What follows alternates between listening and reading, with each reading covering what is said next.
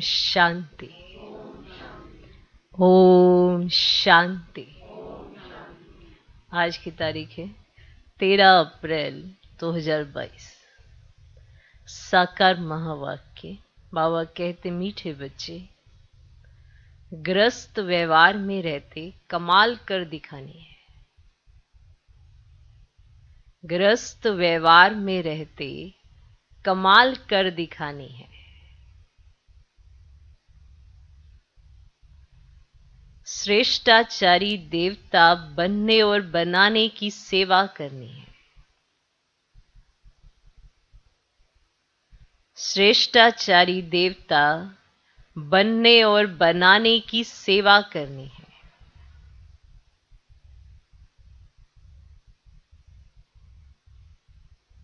बाबा कहते, मीठे बच्चे, ग्रस्त व्यवहार में रहते कमाल कर दिखानी है। श्रेष्ठाचारी देवता बनने और बनाने की सेवा करनी है। कमाल करके दिखानी है। आज का प्रश्न, राजाई के वर्षे का अधिकार किन बच्चों को प्राप्त होता है? राजाई के वर्षे का अधिकार, राजाई के वर्षे का अधिकार किन बच्चों को प्राप्त होता है? वो कौन से बच्चे हैं जिन्हें राजाई का वर्षा मिलता है? उत्तर, जो बाप के समीप संबंध में आते हैं। जो बाप के समीप संबंध में आते हैं, अपनी चलन और आमदनी का पूरा पूरा समाचार बाप को देते हैं। अपनी चलन और आमदनी का पूरा पूरा समाचार बाप को देते हैं। ऐसे मातेले बच्चे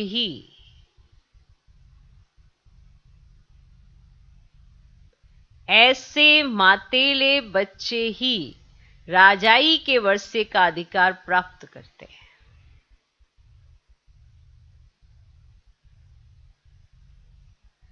ऐसे मातेले बच्चे ही राजाई के वर्षे का अधिकार प्राप्त करते हैं।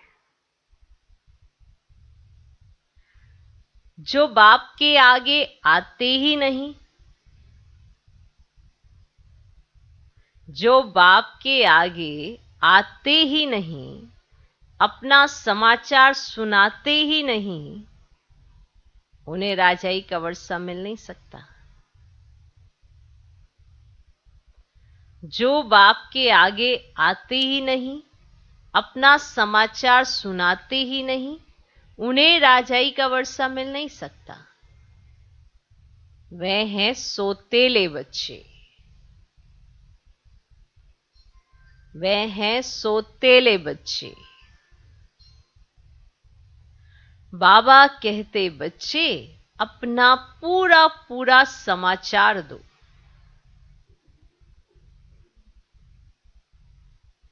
बाबा कहते, बच्चे, अपना पूरा पूरा समाचार दो। तो बाबा समझे ये क्या सर्विस कर रहे हैं। तो बाबा समझे ये क्या सर्विस कर रहे हैं।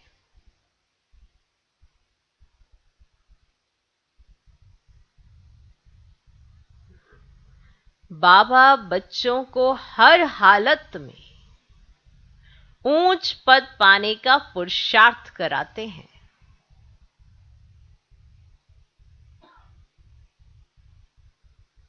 बाबा बच्चों को हर हालत में ऊंच पद पाने का पुरुषार्थ कराते हैं।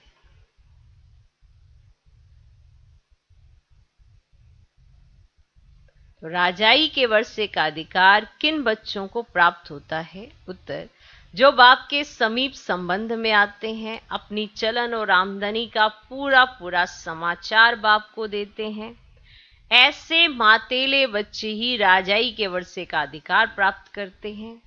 जो बाप के आगे आते ही नहीं, अपना समाचार सुनाते ही नहीं, उन्हें राजाई का वर्षा मिल नहीं सकता।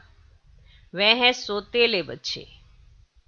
बाबा कहते बच्चे अपना पूरा पूरा समाचार दो, तो बाबा समझे ये क्या सर्विस कर रहे हैं। बाबा बच्चों को हर हालत में ऊंच पद पाने का पुरुषार्थ कराते हैं। आज का गीत है कौन आया मेरे मन के द्वारे। ओम शांति। बच्चे जानते हैं परम पिता परमात्मा शिव से हमारा क्या संबंध है। परम पिता तो कहते ही हैं, पतित पावन अक्षर भी डाल दो, ठीक। दिल में है कि पतित पावन परम पिता परमात्मा शिव से हमारा संबंध बाप का है। बाप कहते हैं मैं बच्चों के सामने प्रत्यक्ष होता हूं। बाप बच्चों से ही रूढ़ियान करते हैं, मिलते जुलते हैं। जो बात समझाई जाती है वह फिर औरों को समझानी है। अभी तुम जगत अम्बा और जगत पिता को भी जानते हो। शिव को जगत पिता नहीं कहेंगे, क्लियर? क्योंकि जगत में प्रजा है, इसीलिए कहा जाता है प्रजापिता ब्रह्मा और जगत अम्बा, क्लियर? तो शिव बाबा को जगत पिता नहीं कहेंगे। जगत पिता है ब्रह्मा बाबा और जगत अम्बा। अम्बा सारे जगत की, इससे सिद्ध हुआ वह रचयिता है। वह भी समझ चाहिए ना, ये समझ। मनुष्य तो सब परमात्मा को याद करते हैं परंतु जानते नहीं है। तुम अब परम पिता परमात्मा को, जगत अम्बा को, प्रजापिता ब्रह्मा को जानते हो। उनकी आए संतान बने हो। लौकिक मां बाप तो सबको है, उनको जगत अम्बा जगत पिता नहीं कहेंगे। जगत अम्बा जगत पिता होकर गए हैं, इस समय फिर तुम आकर उनके बने हो। फिर से हिस्ट्री ज्योग्राफी रिपीट हो रही है। तुम जानते हो हम अब बाबा से वर्षा ले रहे हैं। बाप है स्वर्ग स्थापन करने वाला, जिसमें लक्ष्मी नारायण का राज्य था। तुमको भी बादशाही मिली थी, अब फिर से तुम ले रहे हो। तो तुमको पूछना चाहिए, परम पिता परमात्मा को जानते हो? ये बात ऐसी है जो समझते हुए भी भूल जाते हैं। अपने आप को भूल, माता पिता को भूल, वर्षा गवा देते हैं। यह है ही युद्ध स्थल। तुम इस समय माया पर जीत पाने के लिए युद्ध के मैदान पर खड़े हो। जब तक अंत ना आए तो लड़ाई चलती रहेगी ना। उस लड़ाई वाले भी जानते हैं, अगर हम चाहें तो सेकंड में सबको उड़ा दें। जानते हैं ना वो। अभी तो एक दो को हथियार देते रहते हैं, कर्जा देते रहते हैं। अगर कोई मार दे तो कर्जा खत्म हो जाएगा। बाबा भी अखबार पढ़ते हैं, बच्चों को भी अखबार पढ़कर उससे सर्विस करनी चाहिए। बाबा से पूछना चाहिए, बाबा आप तो मालिक हो, फिर रेडियो क्यों सुनते हो? अब बच्चे मालिक तो शिव बाबा है, हमको कैसे पता पड़े कि वायुमंडल क्या है, कहां तक लड़ाई आदि के आसार हैं? इस समय गपोड़े तो बहुत मारते हैं, सदाचार कमेटियां आदि बनाते हैं। अब उनको लिखना चाहिए ये दुनिया ही भ्रष्टाचारी है। तो सुना तो कहते आप तो मालिक हो बाबा। तो ब्रह्मा बाबा क्या कहते हैं, मालिक तो शिव बाबा है ना। हमें पता करना पड़ता, नहीं तो गपोड़े बहुत मारते हैं, समझा? तो उनको लिखना चाहिए दुनिया ही भ्रष्टाचारी है। सदाचारी कोई कैसे हो सकता है? भ्रष्टाचारी विकारी को कहा जाता है। ये बातें तुम बच्चे ही जानते हो। अब बच्चों में भी नंबरवार हैं। तुम सबसे पूछो कि परम पिता परमात्मा से आपका क्या संबंध है। जैसे क्रिश्चियंस जानते हैं क्राइस्ट ने फलाने समय पर जन्म लिया। अच्छा, उनके आगे कौन थे? लक्ष्मी नारायण को राज्य किए कितना समय हुआ है? इस समय आदि सनातन देवी देवता धर्म वाले ही धर्म भ्रष्ट कर्म भ्रष्ट हो गए हैं। अब शास्त्रों में ही लाखों वर्ष कह दिया है। अब तुम सुजाग हो गए हो, फिर औरों को भी सुजाग करना है। तुम जानते हो शिव हमारा बाप है, जानते हो? प्रजापिता ब्रह्मा और जगत अम्बा भी हमारे मम्मा बाबा है। फिर पूछा जाता है लक्ष्मी नारायण को सत्युग का वर्षा कहां से मिला?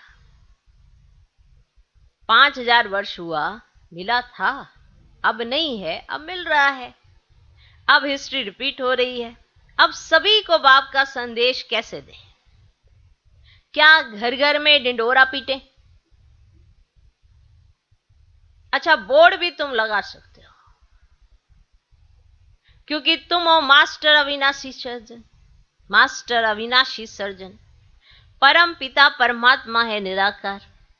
अब यह तो कोई नहीं जानते कि शिव बाबा ने किसके शरीर में जन्म लिया। ऐसे भी नहीं कह सकते कि कृष्ण के शरीर में प्रवेश कर जन्म लिया। अब यह तो तुम नंबरवार जानते हो कि वह हमारा परम पिता भी है और हमारा टीचर भी है, हमको बहुत अच्छी शिक्षा दे रहे हैं। बाबा फिर से कल्प के बाद आकर मिले हैं, समझते हो? पक्का पक्का निश्चय भी है, फिर घर जाते ही वह नशा उड़ जाता है। समझते भी हो, पक्का पक्का निश्चय भी है, फिर घर जाते वह नशा उड़ जाता है। घर गृहस्थ में रहते, धंधे धोरी में रहते, कहां तक नशा रहता है, यह तो जरूर बाप को लिखना चाहिए। लिखो ना पत्र, बाबा ऐसा नशा अभी भी है, उड़ तो नहीं गया घर जाते। परंतु बच्चे बाप को पूरा समाचार देते ही नहीं। तुम बच्चे बाप को पूरा जानते हो, तो बाप को भी तुम्हारा पूरा मालूम होना चाहिए। तुम बाप का पूरा जानते हो ना, तो बाप को भी तो तुम्हारा पूरा मालूम होना चाहिए। जबकि वह तुम्हारा दादा है, तो उनको तुम्हारी चलन और आमदनी का पूरा पूरा मालूम होना चाहिए, तब तो मत देवे। तुम कहेंगे शिव बाबा तो अंतर्यामी है, परंतु ये ब्रह्मा कैसे जाने? कोई तो बाबा के आगे आते ही नहीं है, इसलिए समझा जाता है ये सोतेले बच्चे हैं जो राजाई का वर्षा पा नहीं सकते। अगर श्रीमत पर चलना है तो पूरा समाचार देना है। बच्चे भी बाप का सब कुछ जान लेते हैं, बाप को भी समाचार देना चाहिए। यह है हमारा रूहानी ग्रस्त व्यवहार का संबंध। कहीं कहते ना हम तो गृहस्थी है, पर बाबा से बड़ी गृहस्थी तो नहीं हो सकती ना आपकी। हो सकती है क्या? आपकी गृहस्थी में कितने लोग, बाबा की गृहस्थी में कितने सारे बच्चे। तो यह है हमारा रूहानी ग्रस्त व्यवहार का संबंध। अब यह है रूहानी ईश्वरीय परिवार। सुप्रीम रूह से सभी आत्माओं का संबंध है ना? है ना? सबसे यह प्रश्न पूछो कि तुम इन लक्ष्मी नारायण को जानते हो? परम पिता परमात्मा को जानते हो?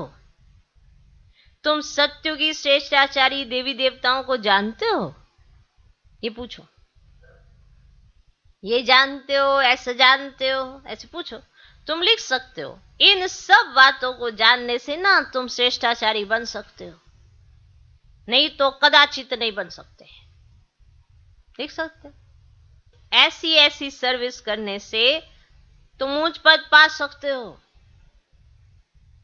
ऐसी ऐसी सर्विस करने से तुम ऊंच पद पा सकते हो। भ्रष्टाचारी को श्रेष्ठाचारी बनाना ये तुम्हारा धंधा है। तो क्यों नहीं बोर्ड लगाते हो? स्त्री पुरुष दोनों इस सर्विस पर है। बाबा डायरेक्शन देते हैं, परंतु बच्चे फिर भूल जाते हैं, अपने ही धंधे में लग जाते हैं। सर्विस जो करनी है वे करते ही नहीं है। ना पूरा समाचार देते हैं, ना बोर्ड लगाते हैं। बोर्ड नहीं लगाया, सर्विस नहीं की, तो समझेंगे देह अभिमान बहुत है। मुरली तो सब सुनते हैं, बाबा क्या कहते हैं, अनेक मत मिलती हैं। प्रदर्शनी के लिए बाबा कहते बच्चे गर्मी है, गर्मी है, माना प्रदर्शनी लगाने में दिक्कत होती, गर्मी है तो पहाड़ी पर जाकर प्रबंध करो।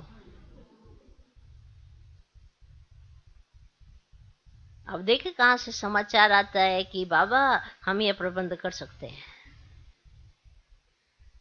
जानकारी है तो जाकर हॉल व धर्मशाला लेकर प्रबंध रचना है, तो वो तो को संदेश मिले। अब यहां भी बोर्ड लगा हुआ हो, ज्ञान सागर पतित पावन निराकार परमात्मा से तुम्हारा क्या संबंध है। फिर जगत अम्बा और जगत पिता से तुम्हारा क्या संबंध है। वे क्या देंगे? जरूर जगत का मालिक बनाएंगे। बरोबर तुम अब बन रहे हो, कल पहले भी बने थे। तुम ये बोर्ड लिख दो तो फिर और सब प्रश्न ही खत्म हो जाएंगे। लक्ष्मी नारायण को यह विश्व के मालिक बने का वर्षा कैसे मिला? पूछने वाला तो जरूर जानता ही होगा ना। अब जिसने प्रश्न पूछा है वो तो जानता ही होगा ना। अगर इतनी सर्विस नहीं करेंगे तो गद्दी पर कैसे बैठेंगे? अब यह राजयोग है नर से नारायण बनने का, प्रजा बनने का नहीं। क्या तुम यहां प्रजा बनने आए हो? बाबा के पास समाचार आए तो बाबा समझे कि ये सर्विस कर रहे हैं। ना घर का ना सर्विस का समाचार देंगे तो कैसे समझेंगे कि ये विजयमाला में आएंगे। निश्चय बुद्धि विजयंती संशय बुद्धि विनश्यंती। तुम जानते हो भी हमारी राजधानी स्थापन हो रही है। उस राजधानी में ऊंच पद पाने का तुम बच्चों को पुरुषार्थ करना है, परंतु कोई की तकदीर में नहीं है तो टीचर क्या कर सकता है। तुमने ही ऐसे खोटे कर्म किए हैं जो तुम्हें भोगना पड़ता है। माना इतना समझाने पर भी जो ना समझे तो क्या समझ में आएगा कि जरूर तुमने ही ऐसे खोटे कर्म किए जो तुमको ऐसा भुगतना पड़ रहा है। माना समझ तो बड़ी सहजता से आ जानी चाहिए, पर तुम्हारे कर्म ही ऐसे खोटे जो तुम्हें भोगना पड़ता है। मम्मा ने अच्छे कर्म किए तो कितना अच्छा अटेंशन से मम्मा ने ऊंच पद प्राप्त किया। तुम बच्चों को हर हालत में खूब पुरुषार्थ करना चाहिए। तुम बच्चों को हर हालत में खूब पुरुषार्थ करना चाहिए। बाबा ने राय दी है, बोर्ड बनाए लगाना चाहिए और छोटे छोटे पर्चे बनाकर बांटने चाहिए कि इन लक्ष्मी नारायण को जानने से तुम ये श्रेष्ठाचारी देवता बन जाएंगे। शुभ कार्य में देरी नहीं करनी चाहिए। तुम मीठे मीठे बच्चों को बहुत सर्विस करनी चाहिए। ग्रस्त व्यवहार में रहते कमाल कर दिखानी है। कब छोड़ने का ख्याल नहीं करना है। तुम जानते हो बाबा हमको ब्रह्मा द्वारा सिखला रहे हैं। शिव बाबा भारत में आए हैं तो क्या निराकार आया? कैसे आया, क्या किया, कोई को पता ही नहीं है। शिवरात्रि मनाते जरा भी पता नहीं है। परमात्मा आते ही है ना पावन बनाने। अब बाबा कहते हैं कोई भी बात में मूंझते हो तो पूछो कि बाबा हमको ये बात समझ में नहीं आती है। 84 जन्मों का राज भी बाबा ने समझाया है, वर्णों में भी आना है। तुम ये धारणा करते हो बरोबर हमने ऐसे 84 जन्म लिए हैं, अब फिर हम सूर्यवंशी बनते हैं। अब जितना जो पुरुषार्थ करेगा ना उतना उच्च पद पाएगा। कितनी सहज बात है, फिर भी बुद्धि में बैठता नहीं। तो आकर पूछो बाबा हम इस समझाने में मूंझते हैं। कोई बात नहीं समझ में आए तो बाबा से आके पूछो कि बाबा इस समझाने में हम मूंझते हैं। अब पहले पहले अलफ का परिचय देना है, ये बोर्ड सब लगा दे। इस नॉलेज से तुम सदा सुखी श्रेष्ठाचारी बन जाते हो तो ये अच्छा है ना। अब टेम्पटेशन होगा क्यों ना ऐसी बात जाकर समझे। बाबा सर्विस से समझ जाएंगे कि कौन कौन सच्चा बच्चा है। जो अटेंशन देते हैं वही माला का दाना बनेंगे। करके दिखाना है। तुम तो प्रैक्टिकल सम्मुख बैठ सुन रहे हो, बाकी बच्चे मुरली द्वारा सुनेंगे। तुम तो प्रैक्टिकल सुन रहे हो ना सम्मुख, और बाकी सब बच्चे तो मुरली द्वारा सुनेंगे। यह सब समझने की बातें हैं। परमात्मा बाप भी है, तो फिर पति से पावन बनाकर ले जाते हैं तो गुरु हो गया। सृष्टि के आदि मध्य अंत की नॉलेज शिक्षक बन पड़ाते हैं, तो तीनों हो गए ना। परंतु बहुत बच्चे भूल जाते हैं, बुद्धि से वह नशा निकल जाता है। नहीं तो स्थायी खुशी रहनी चाहिए।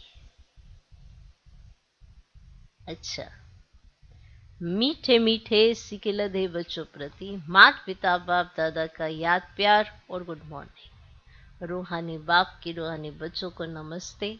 हम रूहानी बच्चों की भी रूहानी बाप को नमस्ते नमस्ते नमस्ते। Good morning good morning good morning. धारणा के लिए मुख्य सार। पहला पॉइंट,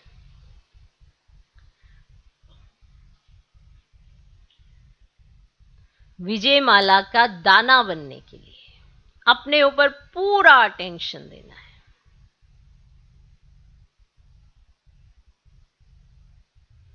विजय माला का दाना बनने के लिए अपने ऊपर पूरा अटेंशन देना है। श्रेष्ठाचारी बनने और बनाने की सेवा करनी है। श्रेष्ठाचारी बनने और बनाने की सेवा करनी है। दूसरा पॉइंट, कोई भी ऐसा खोटा कर्म नहीं करना है जिसकी भोग ना भोगनी पड़े।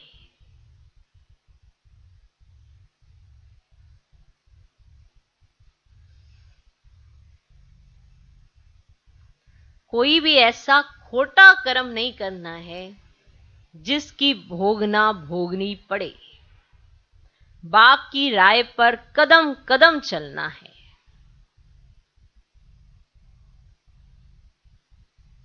बाप की राय पर कदम कदम चलना है।